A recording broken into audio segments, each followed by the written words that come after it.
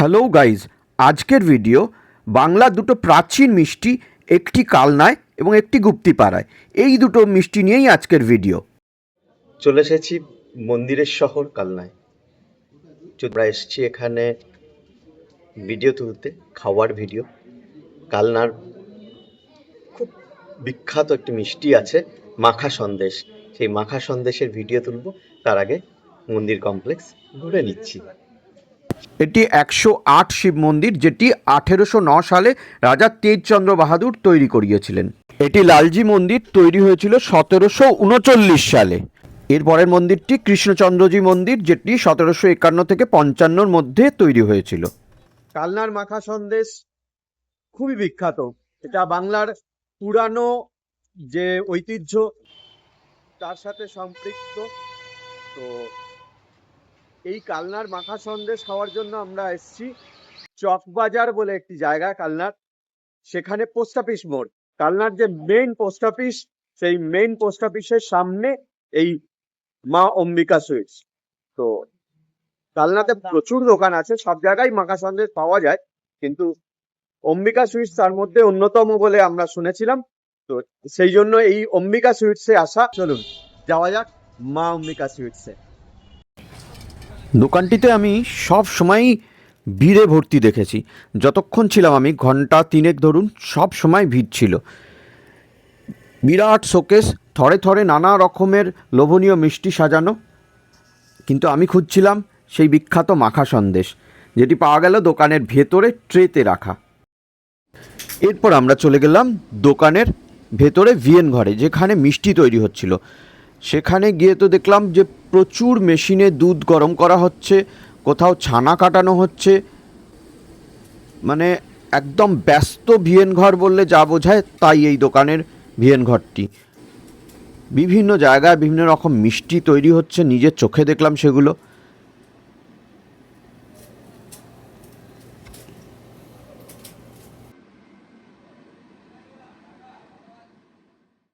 এখানে সবচেয়ে নামকরা যে প্রতিষ্ঠান সেটা হলো অম্বিকা সুইটস।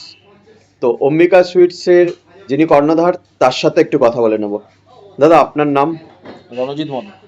রণজিৎ মোদক। মোদক। দাদার নাম রণজিৎ মোদক। দাদা, এই প্রতিষ্ঠান আপনাদের এই অম্বিকা সুইটস, এখন দেখছি অনেকগুলো ব্রাঞ্চ হয়েছে, তো এটাই কি মেন দোকান ছিল? এটা মেন দোকান। আচ্ছা, এটাই মেন দোকান। আচ্ছা আচ্ছা আচ্ছা। তো এই যে মাখা সন্দেশ, সেটা মানে কি বিশেষত্ব আপনাদের এখানকার মাখা সন্দেশের? আমাদের এখানকার মাখা সন্দেশের বিশেষত্ব হচ্ছে গিয়ে এই মাখা সন্দেশটা আপনি অন্য কোনো জায়গায়, সব জায়গাতেই হয় এখন সন্দেশ, কিন্তু এখানকার বিশেষত্ব হচ্ছে কি এই সন্দেশ একটু দানা ভাব থাকে। আচ্ছা। দানা থাকে। আচ্ছা। আর হচ্ছে গিয়ে বিশেষ করে নলেন গুড়ের সময় এই সন্দেশটা আরও বেশি, খুব মানে বেশি মানুষ আর কি এই সন্দেশটাকে খুব প্রেফার করে। গুড়ের সন্দেশ যেহেতু, হ্যাঁ, সেই কারণে মানে প্রেফার করে। এর টেস্টটা একটু, স্বাদটা একটু অন্যরকম। এমনি সন্দেশের যে মানে স্বাদ হয় তার থেকে একটুখানি এর স্বাদটা একটু ডিফারেন্স, এই আর কি। আচ্ছা, এটা কত টাকা কেজি দরে বিক্রি হয় মাখা সন্দেশ? যেমন যখন যেরকম বাজার থাকে সেরকম হয়, মোটামুটি 300 থেকে 350-এর মধ্যে। আচ্ছা, 300 থেকে 350। আচ্ছা, এই রেট? মিষ্টি কমের সন্দেশ আছে, আর একটা প্লেন আছে। আচ্ছা। আর প্লেনটা হচ্ছে গিয়ে 320 টাকা, আর মিষ্টি কম যেটা সেটা 340 টাকা। আচ্ছা আচ্ছা। এবার চলে এলাম দোকানের ভেতরে, যেখানে রাখা ছিল মাখা সন্দেশ। এই দেখুন, এটা মাখা সন্দেশ, এটা হলো প্লেনটা। এছাড়া যে স্পেশাল মাখা সন্দেশটা, তার নাম হলো খাস সন্দেশ। এই রেড বোর্ডে দেখুন, সন্দেশ এবং খাস সন্দেশ বলে দু রকমের রেট লেখা রয়েছে।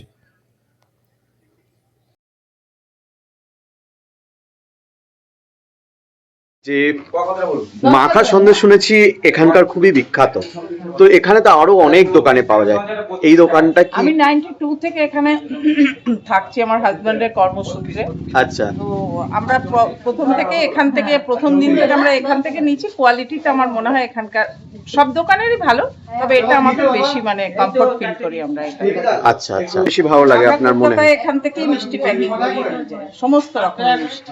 আচ্ছা আচ্ছা, ভালো। কালনা সুইটস থেকেও নিয়েছি, পৌরসভার পাশে একটা দোকান আছে, ওখান থেকেও নিই, তবে এখানকার কোয়ালিটি বেশি ভালো লাগে। বেটার। আচ্ছা, থ্যাংক ইউ ম্যাম। যতক্ষণ দেখছিলাম কন্টিনিউয়াসলি মাখা সন্দেশ বিক্রি হচ্ছিল দোকানে। বিভিন্ন কাস্টমার আসছেন, 100, 200, 500 করে মাখা সন্দেশ কিনে নিয়ে যাচ্ছেন।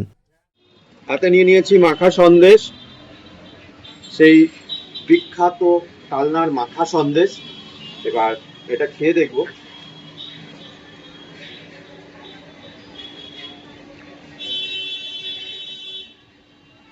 দুর্দান্ত দুর্দান্ত হবে। কলকাতার মাখা সন্দেশের সাথে এই ডিফারেন্সটা একটা, কলকাতার মাখা সন্দেশ না খুব চিপ্পি চিপ্পি হয়, মানে খুব স্টিকি, আর এটা অনেক মানে ঝরঝরে মাল, এই মালটা অনেক ঝরঝরে, আর যেটা কলকাতায় পাওয়া যায় সেটা অনেক স্টিকি। এই মেন ডিফারেন্স। এটা খেতে দুর্দান্ত। অনেক কালনা আসলে অবশ্যই এখান থেকে মাখা সন্দেশ খাবেন। মাখা সন্দেশ বাড়ি নিয়ে যাবেন, বাড়ির লোকের জন্যও প্যাক করে নিয়ে যাবেন। দুর্দান্ত, এক কথায় ফাটাফাটি। কালনার পরে আমরা এসেছি হুগলি জেলার গুপ্তিপাড়ায়। বাংলার প্রথম সন্দেশই তৈরি হয়েছিল এই গুপ্তিপাড়ায়, নাম গুফো সন্দেশ। চলুন দেখি। আমরা এখন চলে এসেছি গুপ্তিপাড়ায়। এই গুপ্তিপাড়ায় একটি বিখ্যাত মিষ্টি আছে, যেটাকে বলা হয় এই বাংলার সবচেয়ে প্রাচীনতম মিষ্টি বলে আমি শুনেছি অন্তত। এবার সেই মিষ্টিটা যে দোকানে সবচেয়ে বিখ্যাত সেটা হলো এই ওঙ্কারনাথ মিষ্টান্ন ভাণ্ডার। তো এখানে আমি এসছি আজকে। তো দোকানের যারা মালিক আছেন তাদের সাথে কথা বলবো, জানবো গুপ্তিপাড়া এই জনপদের ইতিহাস, দোকানের ইতিহাস, কত বছরের পুরানো দোকান এবং গুফো সন্দেশের স্পেশালিটি কী। দোকানের নামটা একটু বলে নিন প্রথমে। সীতারাম ওঙ্কারনাথ মিষ্টান্ন ভাণ্ডার। সীতারাম ওঙ্কারনাথ মিষ্টান্ন ভাণ্ডার, গুপ্তিপাড়া। আর দাদার নাম কি? আমার নাম তারক নাগ। তারক নাগ। দাদা, আপনাদের এই দোকান কত দিনের পুরানো? 260 বছরের দোকান। 260 বছর? তাও দাদা আমাকে নিয়ে অ্যাপ্রক্সিমেট। অষ্টম পুরুষ। দাদাকে নিয়ে 8 পুরুষ। আমাকে নিয়ে 8 পুরুষ। দাদাকে নিয়ে 8 পুরুষ, তাহলে আমি বুঝতে পারছেন কত পুরানো এই দোকান।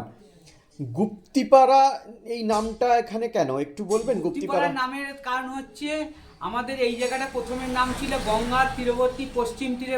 আমাদের স্বাস্থ্যকাররা বলতেন যে বারাণসী সম, অর্থাৎ তখন আমাদের নাম ছিল গুপ্ত বৃন্দাবন। এই গুপ্ত বৃন্দাবনের সংস্কার হয়েছে গুপ্তিপাড়া। আচ্ছা, মানে গুপ্ত বৃন্দাবন থেকে অপভ্রংশ হয়ে আজকের দিনের গুপ্তিপাড়া। গুপ্তিপাড়া বর্ধমান কাটোয়া লাইন, বর্ধমান জেলার কাটোয়া লাইন, যেটা ব্যান্ডেল কাটোয়া লাইন, এইখানে গুপ্তিপাড়া স্টেশন। গুপ্তিপাড়ায় আজকে এসেছি আমি। তো এখানকার সবচেয়ে বিখ্যাত যে মিষ্টি তার নাম গুফো সন্দেশ। এই গুফো সন্দেশ যে দোকানে সবচেয়ে বেশি ভালো পাওয়া যায়, গুপ্তিপাড়ায় হয়তো অনেক মিষ্টির দোকানেই গুফো সন্দেশ পাবেন, কিন্তু সবচেয়ে পুরানো প্রাচীনতম দোকান এবং সবচেয়ে কোয়ালিটির যে মিষ্টি গুফো সন্দেশ, সেই দোকান হলো এই সীতারাম ওঙ্কারনাথ মিষ্টান্ন ভাণ্ডার। দাদার কাছে আমরা, দাদা এই যে মিষ্টিটা গুফো সন্দেশ, এটার নাম এরকম কেন? গুফো সন্দেশ কেন? দোকানের নাম প্রথমে বহু প্রাচীনকালে আমাদের যারা পূর্ববর্তী যারা মিষ্টির দোকান ছিল তারা একটা সন্দেশ বানিয়েছিল। এবার সন্দেশটার নাম, একটা নামের দরকার ছিল, গুপ্তিপাড়া নামের সঙ্গে এই সন্দেশটাকে নামকরণ করেছিলেন গুফো সন্দেশ। আচ্ছা। আবার একে অনেকে আবার অনেক কটাই নাম ছিল, কেউ মুন্ডা বলতো, কেউ জোড়া সন্দেশ বলতো, আবার গুপু বলতো। আচ্ছা, আমিও দেখলাম এটা অনেকটাই মন্ডার মতো দেখতে, কারণ মন্ডার স্পেশালিটি যেটা জোড়া, সেই জিনিসটা এখানে রয়েছে। বলা হয় এটা বাংলার প্রাচীনতম সন্দেশ বা প্রথম ব্র্যান্ডেড সন্দেশ বলা হয় এই গুফো সন্দেশকে। তো এইটা আর মন্ডার মধ্যে ডিফারেন্স কি? মুন্ডাটা একটু মুন্ডাটা একটু শক্ত, একটু মিষ্টি বেশি পাক, আর এটা মিহি পাক, আর এর পাকটা একটু তফাৎ। দাদা দেখাচ্ছেন, দেখুন এইগুলো হলো গুফো সন্দেশ। এই গুফো সন্দেশ দেখুন দাদা, একটা তুলে ধরুন, জোড়ায় জোড়ায় রয়েছে। এটা এক জোড়া থাকে, একদম মন্ডার মতো জোড়া থাকে, কিন্তু মন্ডায় দাদা বলছেন মন্ডা অনেক বেশি মিষ্টি, পাকটা অন্যরকম, আর গুফো সন্দেশ অনেক মিহি এবং মিষ্টি কম। এইটাই হলো মন্ডার সাথে গুফো সন্দেশের ডিফারেন্স। বাংলার ঐতিহ্যশালী যে কিছু মিষ্টি এখনও চালু আছে, বেঁচে আছে, আমরা সেই ঐতিহ্যশালী একটি মিষ্টি গুফো সন্দেশের খোঁজে আজকে এসেছি একটি প্রাচীন শহর, যাকে প্রাচীনকালে গুপ্ত বৃন্দাবন বলা হতো, সেই শহর আজকের দিনের গুপ্তিপাড়া। এখানে এসছি। দাদা এগুলোর দাম কি রেখেছেন বলুন? 25 টাকা করে জোড়া, আর যখন ছানার দাম বেড়ে যায় তখন 30 টাকা জোড়া হয়। আচ্ছা, তার মানে ছানার দামের সাথে এটার একটুখানি ওঠানামা করে বাজার দর। এখন এই এক জোড়া সন্দেশের দাম 25 টাকা। হ্যাঁ, চিনি আর আপনার গুড় মিশিয়ে 400 গ্রাম দেওয়া হয়। 1 কিলো ছানাতে 400 গ্রাম। চিনি আর গুড় মিক্সড করে, আচ্ছা আর সামান্য ছোট এলাচের গুঁড়ো। আচ্ছা দাদা, একটা কথা বলুন, যে এই যে চিনি আর গুড় দেন বলছেন, তো শীতকাল বাতিতে তো গুড় সেরকম ভাবে পাওয়া গুড় যায় আমরা না? যেখান থেকে কালেকশন করি, সারা বছরে গুড় দিই, এখন সারা বছরে গুড় আনি, গুড় সংরক্ষণ যেখানে করে রাখে সেখান থেকে বেশি দামে নিয়ে আসি। তাই নাকি? মানটা এখন ভালো সিজনে, এই শীতের সিজনে, আর গরমে হয়তো গুণগত মানটা ভালো নয়, কালারটাই শুধু পাবো, কিন্তু গুড় ব্যবহার করি আমরা, 12 মাস গুড় ব্যবহার করি। যার জন্য আগে তো সংরক্ষণের ব্যবস্থা ছিল না বলে আগে এই গুপু সন্দেশ হতো না সারা বছর, গুপু সন্দেশটা সিজনলি হতো, এখন সারা বছর গুপু সন্দেশ পাওয়া যায়। প্রাচীনকালে শুধুমাত্র গুড়েই চলতো, আর ওই সিজনাল, হ্যাঁ ওটা সিজনাল, তখন খেজুর গুড়ের ওপর চলতো, মানে তখন যেরকম আখের ধরুন জয়নগরের মোয়া ওঠে ওই টাইমটুকুই ওরা গুড় আখের গুড়ে কোনোদিন করেনি, এখন তো গুড়ে ভেজাল, তখন যতদিন এই গুড় পাওয়া যেত ওই খড়ের মধ্যে দিয়ে যতদিন রাখতে পারতো হতো। প্রতি জায়গা আছে, গুপ্তিপাড়া স্টেশনেও সমান দূরত্ব, আবার বেহুলা স্টেশনেও সমান দূরত্ব। বেহুলা স্টেশনে গেলে সুবিধা হয় কি, এখানে ওভার ব্রিজ নেই, যাতায়াতের সবচেয়ে খুব মানুষের আজকাল পায়ের খুব প্রবলেম, তো যার জন্য বেহুলা স্টেশনে আমাদের সুবিধা হয়। এখান থেকে আপনারা নামবেন বেহুলা স্টেশনে, বেহুলা থেকে প্রায় 1.5 কিলোমিটার, ওখানে 15 টাকার টোটো ভাড়া, চলে আসবেন সীতারাম ওঙ্কারনাথ মিষ্টান্ন ভাণ্ডার, জগন্নাথ দেবের মাসির বাড়ির সামনে একেবারে। আচ্ছা, আর যদি আবার গুপ্তিপাড়া আবার থেকে গুপ্তিপাড়া স্টেশনেও তাই, গুপ্তিপাড়া স্টেশন থেকে ওই প্রায় 1.5 কিলোমিটারের কাছাকাছি, জগন্নাথ দেবের মাসির বাড়ির কাছে যাব, সীতারাম ওঙ্কারনাথ মিষ্টান্ন ভাণ্ডার বললেই সমান দূরত্ব, এমন এক জায়গায় আমাদের অবস্থান করছে। চলে এসেছি গুপ্তিপাড়ার গুপো সন্দেশ হাতে নিয়ে। গুপো সন্দেশটা একবার দেখে নিন। গুপো সন্দেশ একদম জোড়ায় জোড়ায় মন্ডার মতো তৈরি হয়। গুপো সন্দেশ হলো বাংলার প্রাচীনতম সন্দেশ, এবং লোকশ্রুতি যে এটি বাংলার প্রথম ব্র্যান্ডেড সন্দেশ। মন্ডার মতো দেখতে অথচ মন্ডা নয়, এর নাম গুপো সন্দেশ। গুপ্তিপাড়ার স্পেশালিটি, বাংলার ঐতিহ্যের সাথে জড়িত এই সন্দেশ। যে তৈরির পাকটা শুনলাম, যে গুপো সন্দেশ আর মন্ডার ডিফারেন্স হলো মন্ডা অনেকটা দানাদার এবং ওতে মিষ্টি অনেক বেশি দেওয়া হয়, আর এতে মিষ্টি সেই হিসাবে অনেক কম দেওয়া হয়, এবং এটা অনেক মিহি ছানা থেকে তৈরি হয়, ছানাটা অনেক মিহি করে তারপর তৈরি হয়। তো এই সন্দেশটা আর কথা না বাড়িয়ে খেয়ে দেখবো।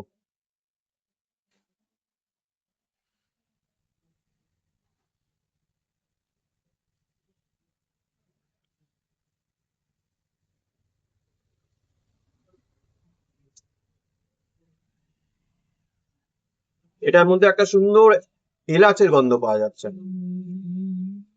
প্রাচীনকালে খাওয়ার মধ্যে তো কোনো রকম এসেন্স দেওয়া হতো না, তখন এলাচ, দারচিনি, লবঙ্গ এইসবই এসেন্স। তো সেই এলাচের একটা সুন্দর মিষ্টি গন্ধ এর থেকে পাওয়া যাচ্ছে।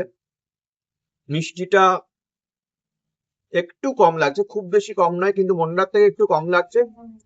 আর মুখে দিলে মিলিয়ে যাচ্ছে, যেহেতু এটা একটু মিহি ছানা থেকে তৈরি হয়, দাদা বললেন ঠিক সেই রকমই। খেতে ভালো, সুন্দর খেতে। আপনারা গুপ্তিপাড়া আসলে অবশ্যই এই গুপো সন্দেশ খাবেন এবং প্যাক করে বাড়ি নিয়ে যাবেন। গুপো সন্দেশ বাংলার ঐতিহ্য, বাংলার ঐতিহ্য রক্ষার দায়িত্ব আমাদেরই। গাইজ, আজকের ভিডিও দুটো ঐতিহ্যশালী বাংলার মিষ্টি, যেগুলো মানে অবলুপ্ত হয়ে গেছে প্রায় বলা যায়, সেই রকম দুটো মিষ্টিকে বাঁচিয়ে রাখার জন্য এই ভিডিও করা। আপনারা এতক্ষণ দেখছিলেন আমাদের YouTube channel food travel and festive.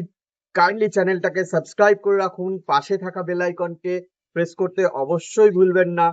আবার দেখা হচ্ছে এই রকম একটা ইনফরমেটিভ ফাটাফাটি ভিডিও নিয়ে খুব শীঘ্রই। ততক্ষণের জন্য টাটা।